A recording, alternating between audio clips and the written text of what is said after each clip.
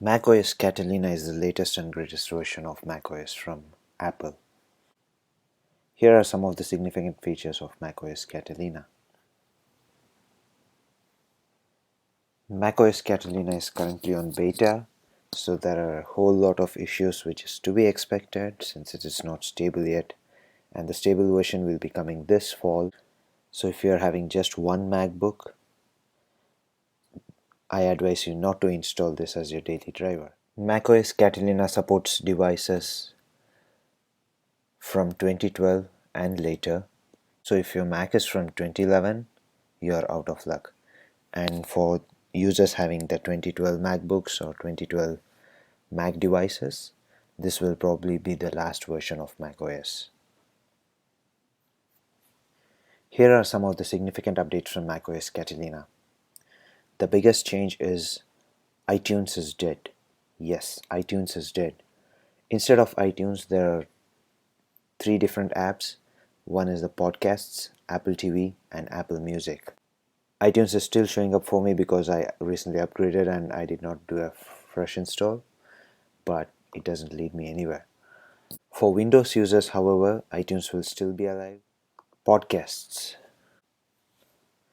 The first one is podcasts.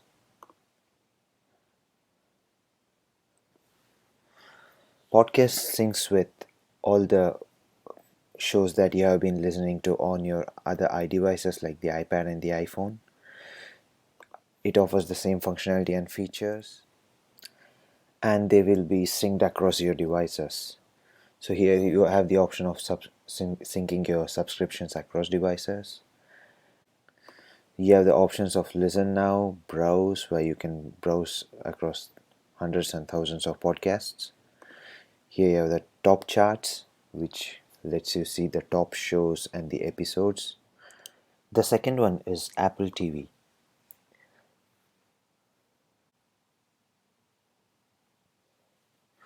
You can now watch all your TV shows that you bought or subscribed to on your Apple TV on your Mac.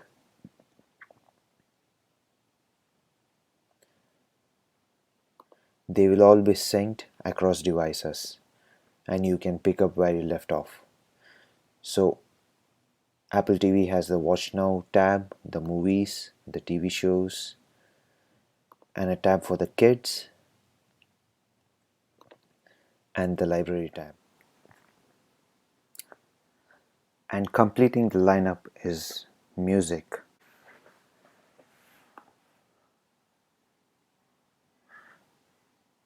Music also features a mini player, just like iTunes did. Just like the iPhone app, you have sections for You, Browse, Radio, along with your library. More and more apps are coming from the iOS store to the Mac store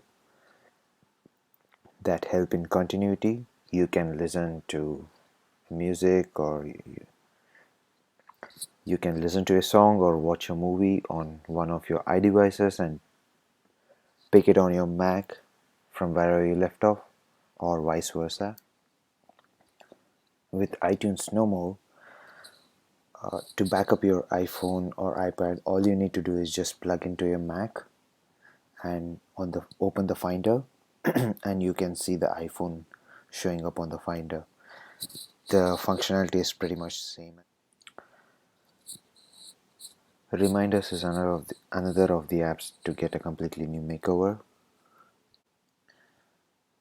The Reminders app has collections on the left. Just like Fantastical, the calendar app, Reminders gets a natural language processing feature.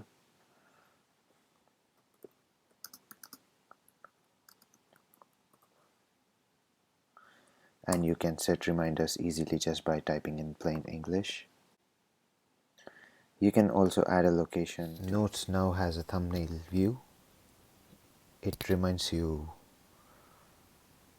of Evernote. After the introduction of screen time last year on iPhone and iPad, Now macOS gets the screen time. You can find it in System Preferences.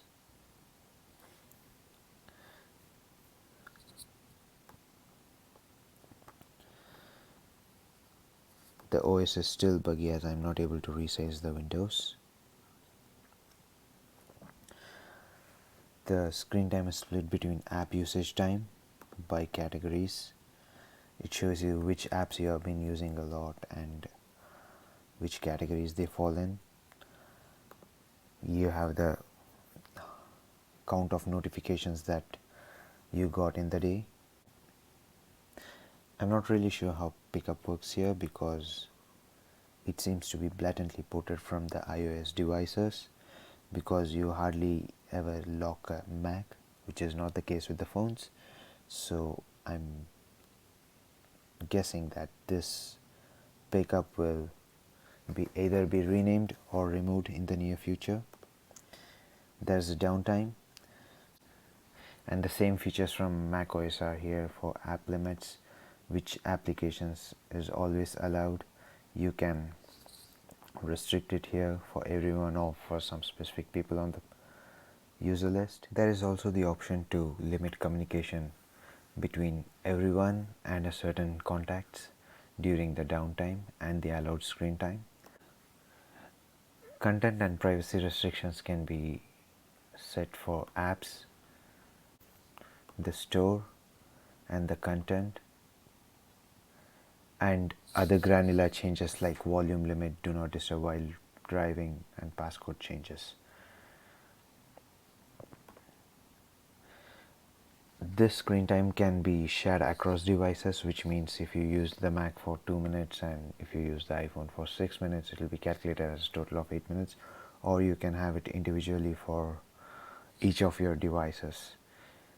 And this can be further extended to family sharing as well.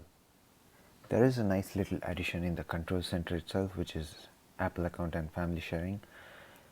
With iTunes now gone, most of its functionalities are distributed evenly across preferences, music, Apple TV, and news, and the Finder for iPhone backups. Apple account details has the options to change your name, phone number, email address, change your password security, and the payment options. It's quite easier to do it from here instead of digging through multiple menus on the iTunes the way it was before. This is pretty much similar to how it is on the iOS devices. macOS Catalina lays out immense groundwork for iPad apps and iPhone apps to run on the Mac.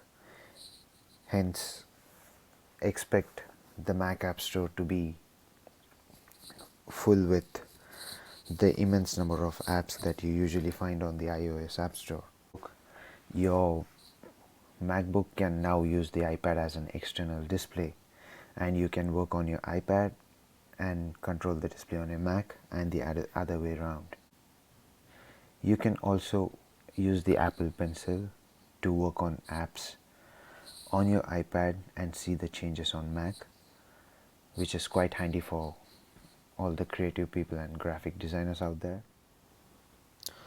One of the coolest features coming to all the Apple devices this year is voice control. Now you'll be able to use your Mac, iPad, and other iOS devices without the need to touch. This is not yet available and is probably the best thing to happen to all the iDevices in quite some time. You can just talk to your Mac and ask it open an app, scroll into a certain place, tap, zoom. This is the best touch-free control available out there. You can zoom into your secondary display, you can hover on the text and make Siri read it, and a whole lot more. Photos is also getting an upgrade, but it's not that significant. The gallery display is improved, the search is improved, duplicate detection is improved, and you get the option to highlight birthdays, anniversaries, and trips. It's a minor improvement in the right direction, but nothing significant on the Mac. And that brings us to the end of the first look of macOS Catalina. Subscribe and stay tuned for more updates on this. If you have any questions or would like me to review any specific feature, please let me know in the comments below. Thank you for watching.